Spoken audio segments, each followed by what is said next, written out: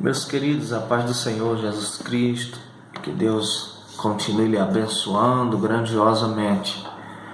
Nesta oportunidade eu tenho uma palavra da parte de Deus, mais uma vez, para o seu coração, que vem de confronto, muitas vezes, com os nossos pensamentos. A Bíblia, ela é interessante, porque sempre que vamos até ela tem algo novo para nos revelar da parte de Deus. E isso é maravilhoso.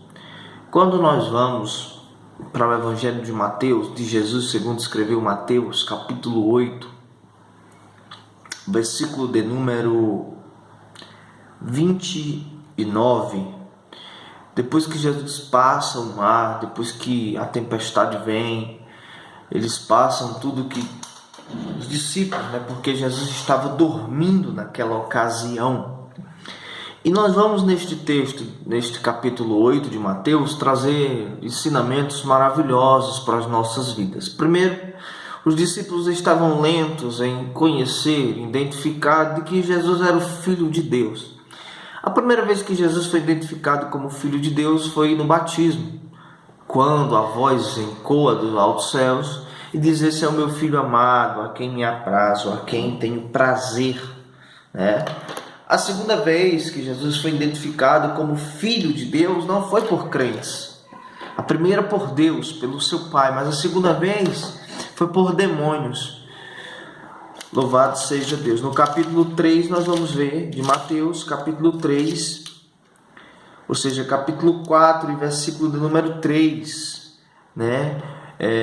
o próprio demônio ali, o diabo, quando está tentando Jesus no deserto, vai dizer: você é filho de Deus, manda com que essas pedras se transformem em pães. Versículo 6 ele vai dizer novamente, para que lance daqui, jogue-te daqui para baixo. Então ele já reconhece. E a terceira vez é no capítulo 8, no versículo de número 29. Ali os próprios demônios vão dizer para Jesus: filho de Davi, filho de Deus, o que temos nós contigo, O que temos nós contigo? Por que nos atormenta antes da hora? E tem duas coisas para vos falar sobre o capítulo 8 de Mateus.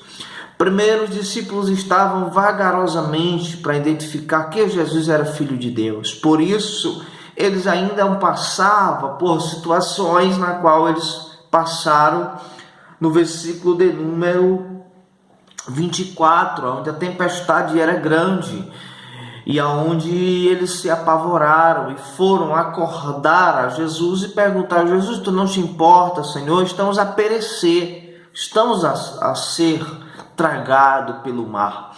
E os discípulos aqui ainda estão lentos em conhecer e saber que Jesus é o Filho de Deus. Mas quando nós chegamos no versículo de número 29, e aqui eu trago para as nossas vidas mais um ensinamento, é que os demônios eles vão identificar que Jesus é o Filho de Deus. Mas tem algo que os demônios nos dizem, para nós ficarmos de muita atenção e ficar com muita atenção ao adversário das nossas almas, é que o diabo ele não vai desistir de te atormentar, de investir sobre a minha e sobre a tua vida. Primeiro, porque eles sabem o que vai acontecer com o final deles. E isso nós vamos ver no versículo de número 29. Eles vão perguntar: por que nos atormenta antes da hora? É porque eles sabem qual vai ser o fim deles. Eles sabem que eles não têm como vencer a Deus.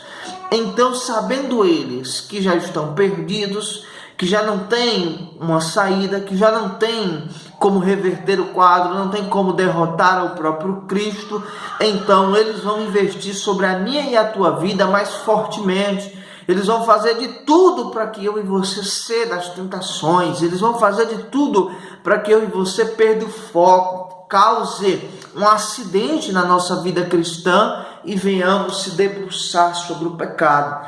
É tanto que em Apocalipse, capítulo de número 10, louvado seja o nome do Senhor, Apocalipse, eu quero ler para você, louvado seja Deus, capítulo de número 20, versículo 10, nós vamos entender o que vai acontecer com os demônios. Ele vai dizer assim: o diabo que as enganava, aqui nós já vamos ver em que tempo está essa palavra, enganava, já passou, aquele já não tem mais poder nenhum, foi lançado no lago de fogo que arde com enxofre, onde já havia sido lançado a besta, o falso profeta. Eles serão atormentados dia e noite para todo sempre. Amém, louvado seja Deus. Então o diabo já sabe qual vai ser o seu destino.